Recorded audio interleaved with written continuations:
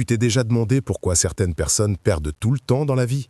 Pas juste au jeu, pas juste en business, dans la vie tout court. Ce n'est pas parce qu'elles sont faibles, ce n'est même pas parce qu'elles sont stupides, c'est parce qu'elles jouent aux échecs avec leurs émotions scotchées sur le front comme un panneau néon.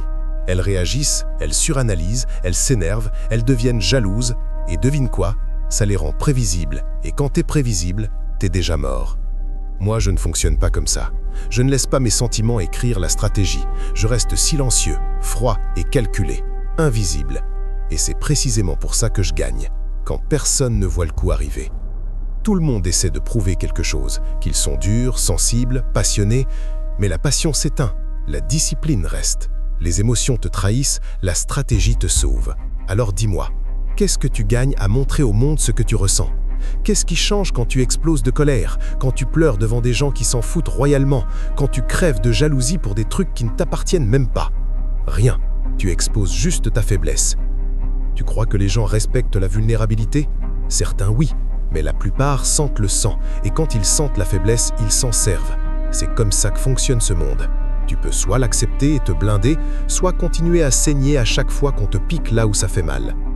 Je ne suis pas devenu fort parce que j'étais plus costaud que les autres. Je suis devenu fort le jour où j'ai arrêté de me soucier de ce que je ressentais pour me concentrer uniquement sur ce qu'il fallait faire. Il y a un moment pour ressentir et un moment pour avancer comme une ombre, frapper comme un fantôme et ne laisser aucune trace. On me dit que je suis froid, que je ne réagis jamais, que je suis émotionnellement mort. Parfait, qu'ils le pensent, qu'ils croient que je suis détaché, distant, sans cœur.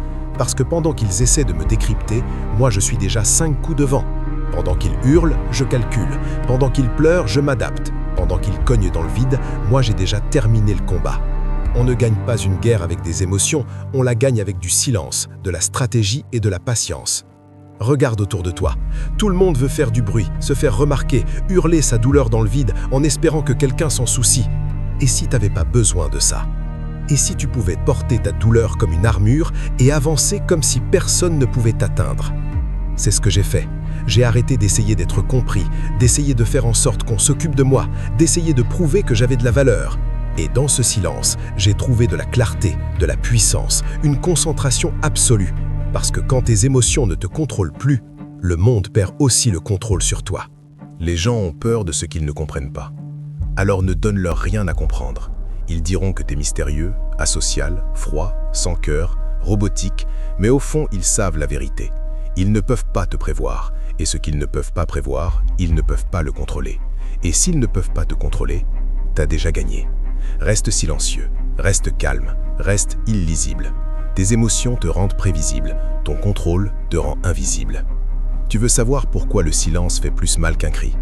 Parce que personne ne s'y attend. Ils attendent l'effondrement, l'explosion, du bruit, mais le silence, ça les terrifie. Parce que le silence, c'est maîtrisé, contrôlé, dangereux. C'est entrer dans une pièce et voir quelqu'un au visage totalement neutre, pas un tic, pas un sourire en coin, pas une grimace, rien. Le cerveau s'affole, cherche un sens, mais il n'y en a pas, et c'est là que la peur s'installe. Les gens ne comprennent pas ce qu'ils ne peuvent pas lire, et la vérité c'est que la plupart hurlent leurs émotions même la bouche fermée. Leur langage corporel, leurs yeux, leur ton, tout crie l'insécurité, la colère, le désespoir. Tu veux gagner? Coupe tout ça. Entraîne-toi à te détacher, pas à réprimer.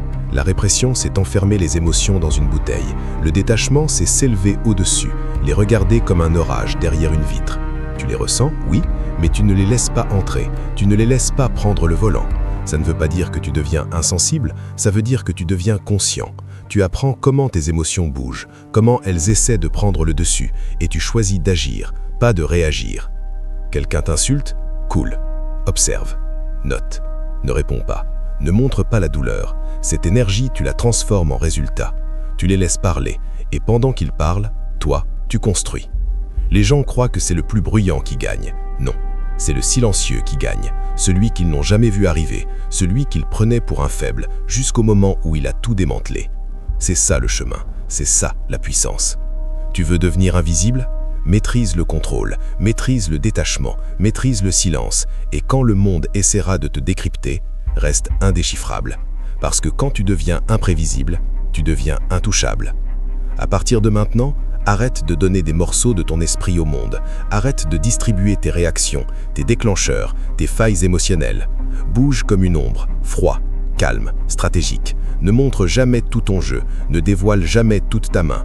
Le monde regarde, mais ça ne veut pas dire que tu dois parler. Laisse ton silence les déstabiliser. Laisse tes résultats hurler à ta place. Laisse ta simple présence les secouer, sans un mot. Reste silencieux, reste affûté, reste invisible. Et quand viendra le moment de frapper, ils ne verront même pas le coup partir.